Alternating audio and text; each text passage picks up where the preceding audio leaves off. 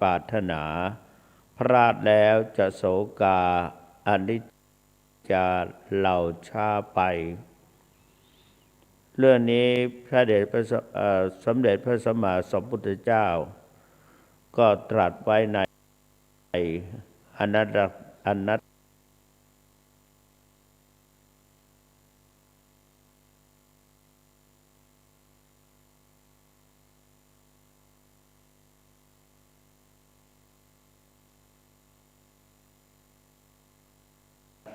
รคันธสูตร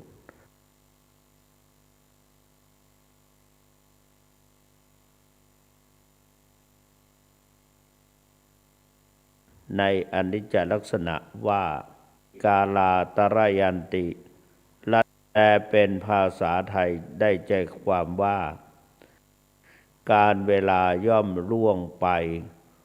ราตรีย่อมผ่านไปชั้นแห่งวัยย่อมละลำดับไปการเวลาทั้งหลายนักปราชญ์ผูกเป็นปริศนาถามว่ามีสัตว์ตัวหนึ่งตัวใหญ่นักหนามีหน้า3 หน้ามีตา2 ข้างข้างหนึ่งสว่างข้างหนึ่งลิบหลี่มีปาก12 ปากมีฟันไม่มากปากละ30 ซี่กินสัตว์ทั่วปฐพีสัตว์ตัวนี้ชื่อว่าอะไรใครคิดได้ช่วยตอบมาก็ได้แก่การเวลา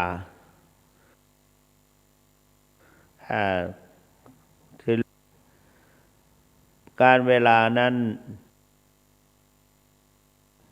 ในประเทศไทยโดยส่วนมากแบ่งออกเป็น3 ฤดูฤดูละ4 เดือน3 ฤดูละ4 เดือน3 ฤดูนั้นได้แก่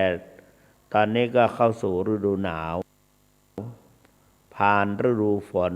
ก็จะเข้าสู่ฤดูร้อนฤดูหนาวฤดูร้อนผ่านฤดูฝนมาแล้วมีหน้า3 หน้า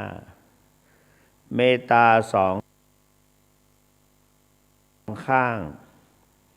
โกหกไม่สามารถที่จะเรียกกลับคืนมาได้เวลาผ่านไปเขาลาและไฟ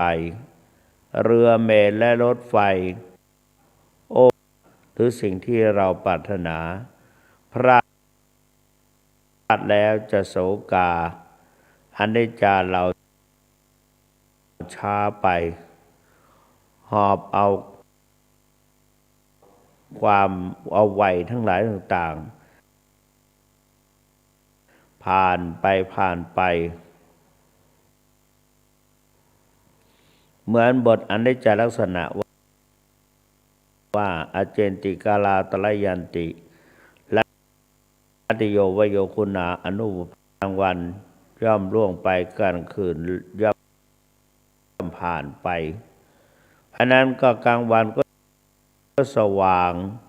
กลางคืนก็ลิบหลี่ยิ่งในกลางคืนเดือนมืดข้างแรมก็สว่าง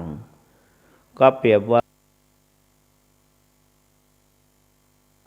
กลางคืนลิบหลี่ไม่ถึงกับมืดแต่ก็มองทางไหนก็ถ้าผ่านไปหรือว่าอยู่ใน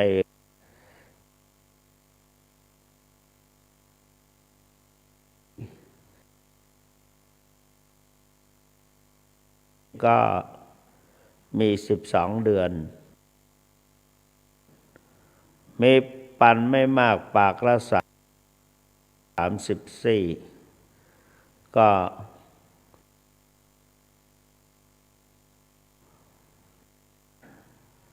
นำเอาไว้นำนึกดูว่าตอนนี้เราผ่านปฐมวัยผ่านมัชชิมวัยและก็เข้าสู่ปัจฉิ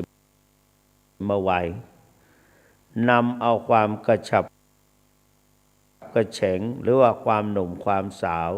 หรือว่าความเด็กวัยเด็กไปหมดแล้วมาสู่วัยชราภาพ อะไรความอร่อยมันผ่านไปเหลือแต่ความเชื่องช้าความเฉยชาในร่างกายของเราก็เป็นเช่นนี้ก็ต้อ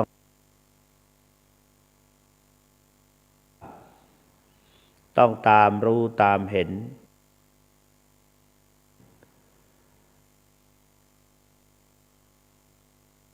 อย่างไรถึงจะได้รู้ได้เห็นที่ตั้งที่เกิดของวิปัสสนาแล้วก็วิปัสสนากรรมฐาน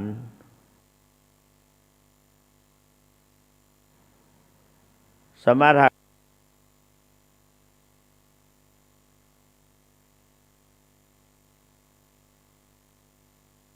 กรรมฐานแปลตามศัพท์ก็คือนักธรรมชั้นโทวิภาคะแปลว่าสวด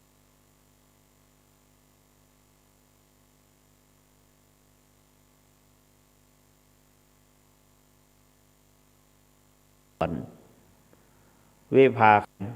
พระมวิภาคนั้นมีตั้งแต่แบ่งเป็นสองชั้นตรีกับชั้นโทเรียกว่าธรรมวิภาคในชั้นตรีนั้นเกี่ยวกับให้เรานำเอาธรรมะเกี่ยวกับที่เราจะต้องมีสติคอยระลึกได้สมัยก่อนที่ตอนที่เรียนนั้นถามว่าสติความระลึกได้ควรใช้สติความระลึกได้อย่างไรการระลึกได้ที่ว่าระลึกได้อย่างใดชื่อว่าสติระลึกได้เช่นใดชื่อว่าสติแปลว่าอะไรในสมัยก่อนเราก็ต้อง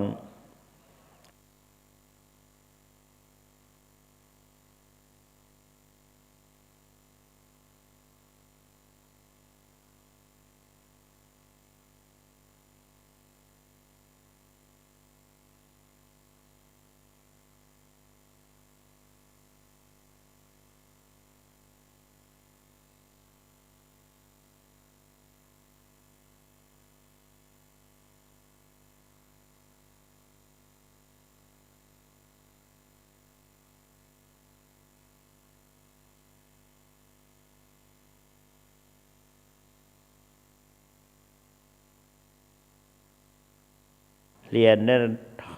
มี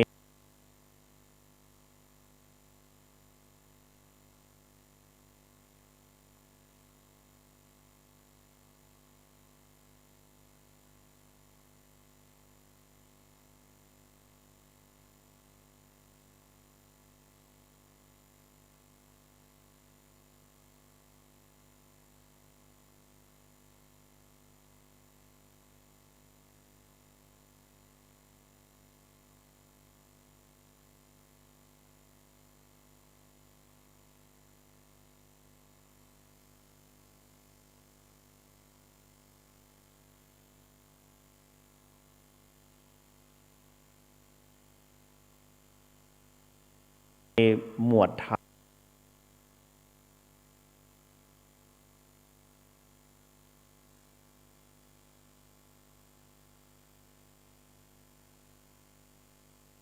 ม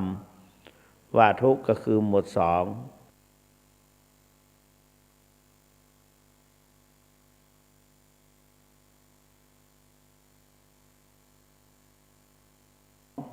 สติและลักษณะเสพของมึนเมาไม่สามารถจะควบคุมสติได้ก็เดินชนโน่นชนนี่แม้แต่ขับยวดยานพาหนะก็เป็นอันตรายมักจะโดนโน่นชนนี่หรือบางทีก็ตกหลุมตกบ่อตกแม่น้ำลำคลองบางทีก็ตกเหวก็ทำ